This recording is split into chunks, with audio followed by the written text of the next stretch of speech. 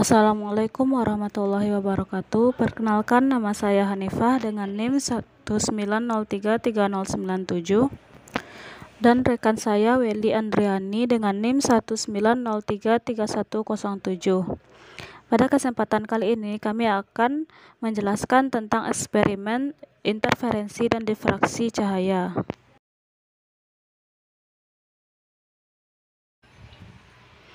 Untuk yang pertama yaitu pada bagian pendahuluan.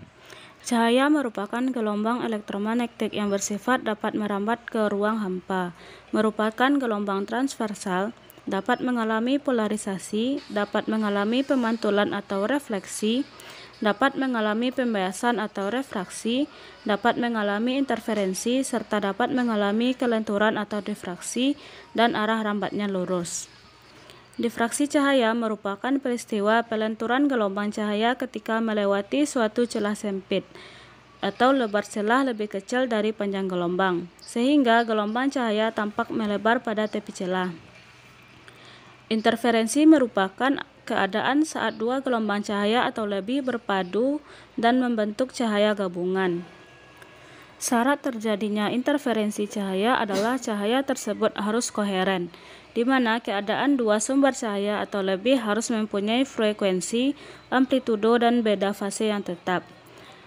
Ada dua jenis interferensi, yaitu yang pertama apabila kedua gelombang cahaya berinterferensi saling memperkuat atau bersifat konstruktif, maka akan menghasilkan garis terang yang teramati pada layar.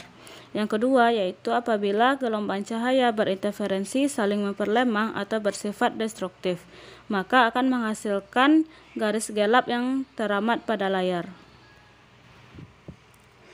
Untuk tujuan dari eksperimen ini, yang pertama adalah untuk menentukan jarak antara maksimum pusat dengan minimum difraksi untuk celah tunggal.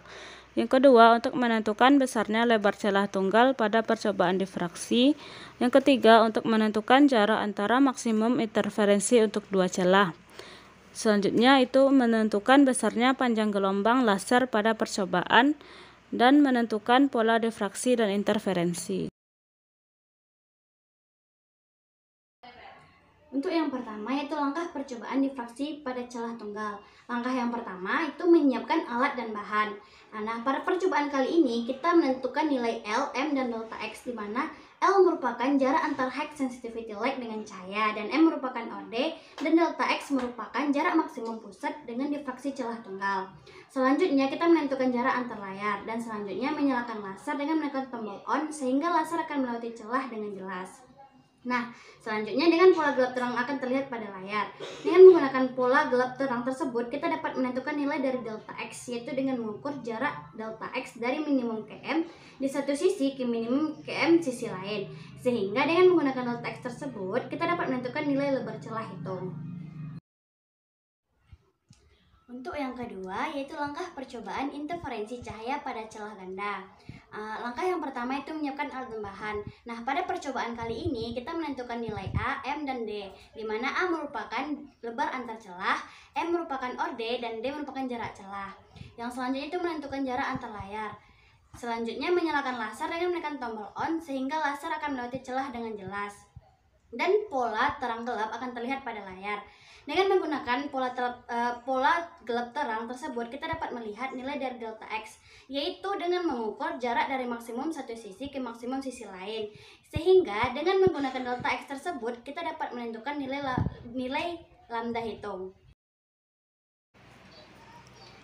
Selanjutnya yaitu hasil eksperimen. Nah, setelah kita melakukan eksperimen dan mendapatkan data sesuai pada tabel, yaitu mendapatkan nilai dari delta X dengan menggunakan rumus yang ada, kita dapat menghitung nilai lebar celah hitungnya, sehingga didapatkan seperti pada tabel, serta dengan menggunakan perbandingan antara nilai lebar hitung dengan nilai lebar secara teori, sehingga didapatkan presentasi kesalahan.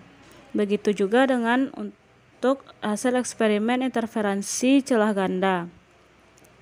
Setelah mendapatkan nilai delta X-nya dengan menggunakan rumus, kita dapat menghitung nilai lambda hitungnya. dan juga dengan membandingkan lambda hitung dengan lambda teori, sehingga kita mendapatkan presentasi kesalahan dari eksperimen interferensi dan difraksi cahaya ini. Selanjutnya yaitu kesimpulan. Untuk yang pertama yaitu jarak antar celah diperoleh dari setengah dari nilai delta X, yaitu untuk lebar celah 0,02 mm dengan orde 1 adalah 0,0075 meter.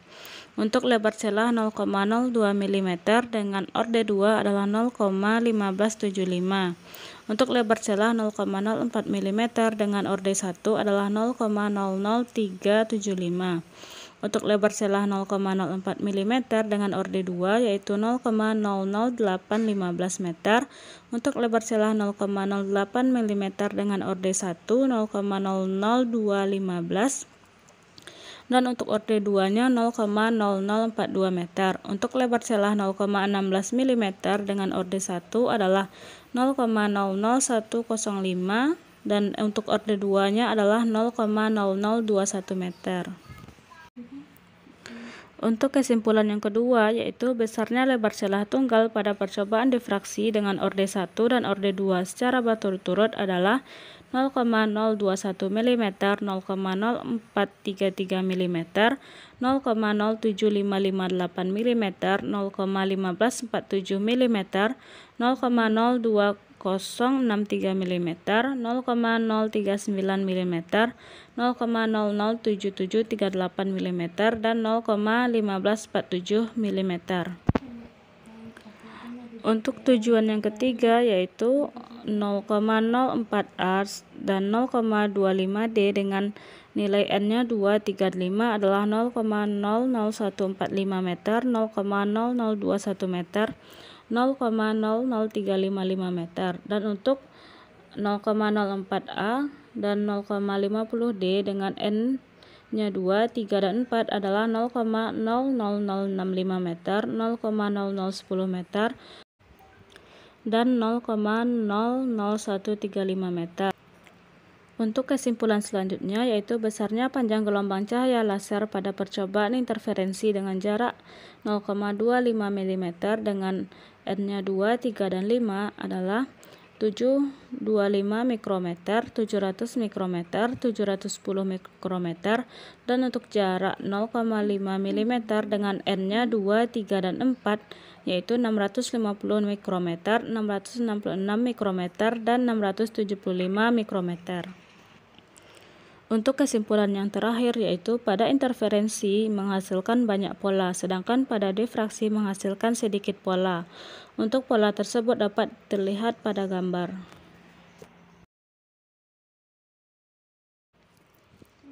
Hanya sekian yang dapat kami sampaikan. Mohon maaf jika terdapat kesalahan dan kekurangan.